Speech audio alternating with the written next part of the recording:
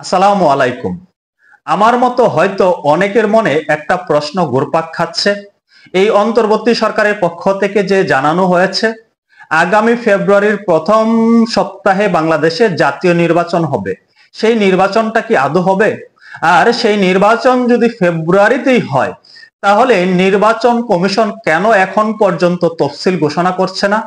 বা নির্বাচন কমিশনের পক্ষ থেকে কেন পরিষ্কার করা হচ্ছে না কবে নাগাদ নির্বাচনী তফসিল ঘোষণা করা হবে? সেই প্রশ্নের অনেকাংশে উত্তর আজকে জানা গিয়েছে। নির্বাচন কমিশন থেকে তফসিল সংক্রান্ত একটি মন্তব্য আমাদের সামনে এসেছে। ত্রয়োদশ জাতীয় সংসদ নির্বাচনের তফসিল ঘোষণার সময় জানিয়ে নির্বাচন কমিশনার ইসি আবুল ফজল মোহাম্মদ সানাউল্লাহ বলেছেন, ডিসেম্বরের প্রথমার্ধে যে কোনো সময় তফসিল দেওয়া হবে। এটাও কিন্তু একেবারে নির্ধারণ করে বলা হলো না কোন তারিখে তফসিল ঘোষণা করা হবে। এখানে বলা হচ্ছে ডিসেম্বরের প্রথমার্ধে। মঙ্গলবার 25শে নভেম্বর রাজধানীর আগারগাঁয়ে নির্বাচন ভবনে পর্যবেক্ষক সংস্থাগুলোর সঙ্গে সংলাপকালে তিনি এসব কথা বলেন।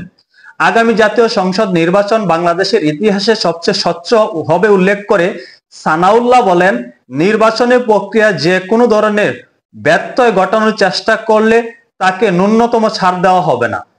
এখানে তিনি বলছেন, আগামী জাতীয় সংসদ নির্বাচন বাংলাদেশের ইতিহাসে সবচেয়ে স্বচ্ছ হবে।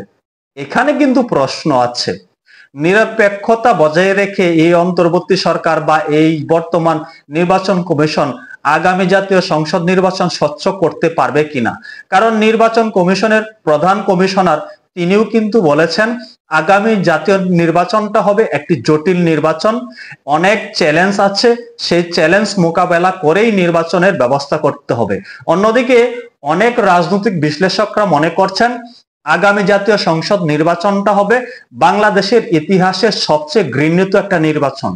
কারণ এই মুহূর্তে আওয়ামী লীগের কার্যক্রম নিষিদ্ধ রয়েছে, আওয়ামী লীগ জাতীয় নির্বাচনে অংশগ্রহণ করতে পারবে না। অন্যদিকে আওয়ামী লীগের দোষর চিহ্নিত করে জাতীয় পার্টিকেও নির্বাচন থেকে দূরে সরিয়ে রাখার চেষ্টা করা হচ্ছে।